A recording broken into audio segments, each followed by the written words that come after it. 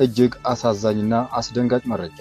ለተፈጸመ ጥቃት ለጊዜው ቁጥራቸው በውል ያልታወቀ በርካታ ሰዎች ተገደሉ። የትግራይ ክልል ጊዜያዊ አስተዳደር ፕሬዝዳንት ከባድ ውጥረት ውስጥ ገብተዋል። ከክልሉ የመረጃ ምንጮቻችን ያገኘነው መረጃ እንደሚጠቁመው ታደሰ ወረደ ለሕይወታቸው አስጊ በሆነ ሁኔታ ውስጥ ናቸው። ኢትዮጵያዊ ጋዜጠኛ በኬንያ ናይሮቢ ተመርዞ መገደሉ ተሰማ። 33,000 የፋኖ አባላት እጅ ሰጥቷል ተብለዋል። ሴዶ ማርሻል ኤምኤምኤ ፍልሚያ ዙሪያ ያነሳው አዲስ የገንዘብ ጥያቄ አነጋጋሪ ሆኗል። በትግራይ ክልል የነዳጅ እጥረት አምቡላንሶችን ከስራ ውጪ ማድረግ ተገለጸ። በሪፈራል ስርዓቱም ላይ ስጋት አሳድሯል ተብሏል። ክቡራትና ክቡራን የአዲስ 24 ወዳጆች በቆይታችን እነዚህንና ሌሎችም ሀገር አቀፍና ቀጣናዊ መረጃዎችን በዝርዝር እናቀርባለን። ለቤቱ አዲስ የሆናችሁ ውድ ወዳጆቻችን ሰብስክራይብ በማድረግ የደወል ምልክቷን በማብራት የቤቱ አባል ትሆኑ ዘንድ በአክብሮት እንጋብዛለን። አሁን ወደ ዝርዝር ዘገባዎች እናልፋለን። አብራችሁን ቆዩ።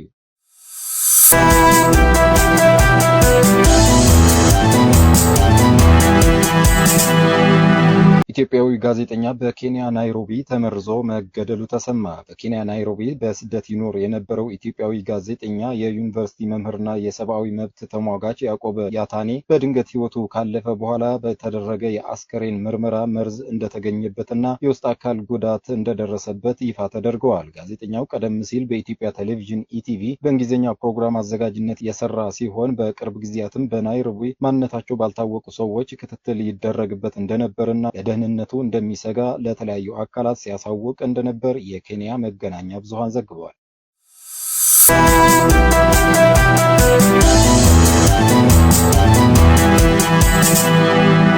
ታዋቂዋ የሶሻል ሚዲያ ተጽዕኖ ፈጣሪ ቦኒ ከዚህ ዓለም በሞት ተለየች። በቲክቶክ እና በፌስቡክ መድረኮች በመቶ ሺዎች የሚቆጠሩ ተከታዮችን ማፍራት የቻለችው ወጣት ቦኒ ሕይወቷን ማለፉ ተሰምተዋል። ወጣቷ ከዚህ ዓለም ከመለየቷ በፊት ባስተላለፈችው የመጨረሻ መልእክት በሕይወት ጉዞዋ ውስጥ የገጠሟትን ተግዳሮቶች በማንሳት ለተከታዮቿና ለሚወዷት ሰዎች በሙሉ ስንብቷን ገልጻለች። በተለይም በማህበራዊ ሚዲያ ላይ የሚሰነዘሩ አሉታዊ አስተያየቶች፣ የቃላት ጥቃቶች በሰዎች የአእምሮ ጤና ላይ የሚያሳድሩት ጫና ከፍተኛ መሆኑን ይህ ክስተት ዳግም አሳስበዋል። የብዙዎችን ቀልብ የሳበው የመጨረሻ መልእክቷም ለሁላችሁም ይቅርታ አድርጌያለሁ፣ እናንተም ይቅር በሉኝ የሚል ይዘት ነበረው። ለቤተሰቦቿ፣ ለቅርብ ወዳጆቿና ለተከታዮቿ በሙሉ መጽናናትን እንመኛለን። ነፍስ ይማር።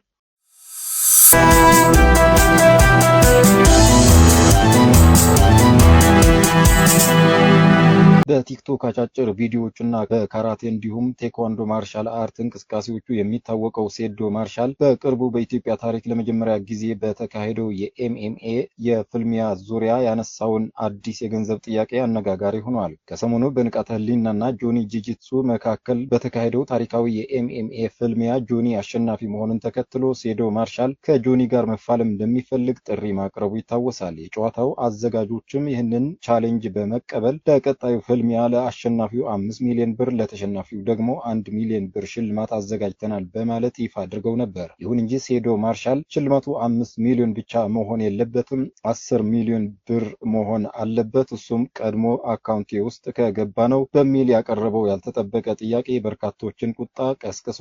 በኢትዮጵያ ገና በጅምር ላይ ላለና እያደገ ላለ ስፖርት እንዲህ አይነት የተጋነነ የገንዘብ ጥያቄ ማቅረብ የስፖርትን ገጽታ ከማበላሸቱም ባለፈ አዘጋጆች ተስፋ የሚያስቆርጥ መሆኑን ብዙዎች በማህበራዊ ሚዲያ አስተያየታቸውን እየሰጡበት ይገኛል። የማርሻል አርት ስፖርት በሀገራችን በሚገባ ተሰርቶበት ዓለም አቀፍ መድረክ ላይ መድረስ በሚችልበት በዚህ ወቅት ግለሰቦች ከስፖርታዊ ጨዋነትና ከስፖርቱ እድገት ይልቅ ለገንዘብ ብቻ ቅድሚያ መስጠታቸው ትክክል አይደለም የሚሉ ትችቶች በርክተዋል።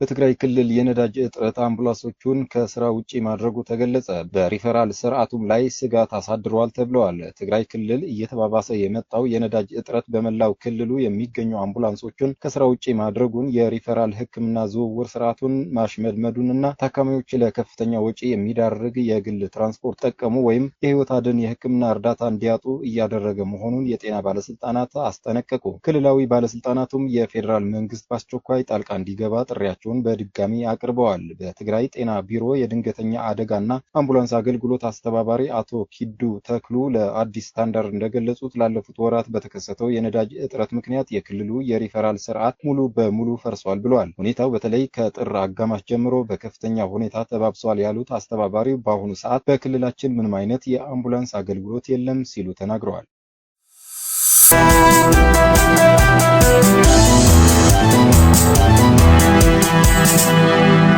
33,000 የፋኖ አባላት እጅ ሰጥተዋል። መንግስት በጽንፈኝነት የፈረጃቸው ከ33,000 በላይ የፋኖ አባላት እጅ እንደሰጡት አስታውቋል። 3 ዓመት ገደማ ከመንግስት ጋር እየተዋጉ ከሚገኙት የፋኖ አባላት መካከል ከ33,000 በላይ የሰላም አማራጭ ተቀብለው እጅ መስጠታቸውን የአማራ ክልል ሰላምና ጸጥታ ቢሮ ኃላፊው እሸቱ የሱፍ ለአሚኮ በሰጡት ማብራሪያ ተናግረዋል። የቢሮ ኃላፊው በጽንፈኛ ቡድንነት የገለጹት የፋኖ ኃይል ህዝባዊ ድጋፍ እና ተቀባይነት በማጣቱ ተዳክመዋል ብለዋል።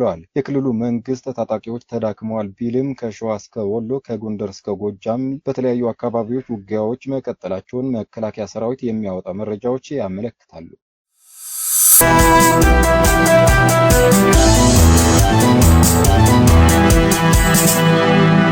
በኢትዮጵያ የፖለቲካ ምህዳርና በማህበራዊ ሚዲያ ተጽዕኖ ፈጣሪነቱ የሚታወቀው ፖለቲከኛ ጃዋር መሐመድ የቲክቶክ መድረክን በተቀላቀለ በጥቂት ሰዓታት ውስጥ አስገራሚ ክብረ ወሰን አስመዝግበዋል። ጃዋር መሐመድ ይፋዊ የቲክቶክ ገጹን በከፈተ በሰዓታት ልዩነት ውስጥ ብቻ 1.3 ሚሊዮን ተከታዮችን ማግኘት የቻለ ሲሆን በተያያዘም ከ8.3 ሚሊዮን በላይ ላይክስ ማሰባሰብ ችለዋል። በኢትዮጵያ የማህበራዊ ሚዲያ ታሪክ ውስጥ በአጭር ጊዜ በሰዓታት ውስጥ ይህን ያህል ግዙፍ ተከታይና ምላሽ ያገኘ የፖለቲካም ሆነ ሌላ ታዋቂ ሰው ማግኘት እጅግ አዳጋች ነው። ቲክቶክ በአብዛኛው ለመዝናኛነትና ለአጫጭር ፈጠራዎች የሚውል መድረክ ተደርጎ ቢታሰብም እንዲህ አይነት ከፍተኛ ተጽዕኖ ያላቸው የፖለቲካ ሰዎች ወደ መድረኩ ብቅ ማለት መጀመራቸው አፕሊኬሽኑ ለፖለቲካዊና ማህበራዊ ሀሳቦች መለዋወጫነት ጭምር እያደገ መምጣቱን ያሳያል።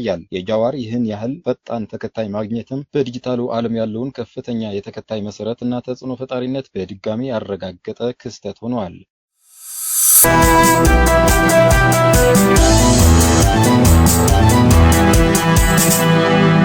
የትግራይ ክልል ጊዜያዊ አስተዳደር ፕሬዝዳንት ከባድ ውጥረት ውስጥ ገብተዋል። ከክልሉ የመረጃ ምንጮቻችን ያገኘነው መረጃ እንደሚጠቁመው ታደሰ ወረደ ለህይወታቸው አስጊ በሆነ ሁኔታ ውስጥ ናቸው። ታደሰ ወረደ ብቸኛ ምርጫቸው ከሀገር መውጣት አሊያም የጌታቸው ረዳን ፈለግ መከተል ብቻ ሊሆን ይችላል። የቀድሞውንም በህወሓት ኃይሎች ወታደራዊ ኃይል እርምጃን ጨምሮ ሀገር ጥሎ መውጣትን ያካተተ 3 የመጨረሻ አማራጮች የተሰጣቸው የትግራይ ክልል ጊዜያዊ አስተዳደር ፕሬዝዳንት ሌተናንት ጀነራል ታደሰ ወረደ የስልጣን ጀንበራቸው ልትጠልቅ ይመስላል። 11ኛ ሰዓት ላይ እንደሆኑ የተገለጸላቸው ሌተናንት ጀነራል ታደሰ ወረደ በህወሓት ወታደራዊ ቡድን ቲዲኤፍ አርሚ 22 በተባለው ኃይል ከበባ ውስጥ እንደሚገኙ ተረጋግጠዋል። ህወሓት ታደሰ ወረደ በእቅዴ መሰረት ስልጣናቸው ካላስረከቡ አስወግዳቸዋለሁ ብለዋል። በትግራይና በፌዴራል መንግስቱ መካከል የተካረረ አለመግባባት መፈጠሩንና በራሳቸው በትግራይ ፖለቲካዊና ወታደራዊ ቡድኖች መካከል የበረታ ክፍፍል መከሰቱን ተከትሎ ህወሓት አዲስ ወታደራዊ አደረጃጀትና የፖለቲካ አስተዳደር መዋቅር መዘርጋቱን አረጋግጠናል።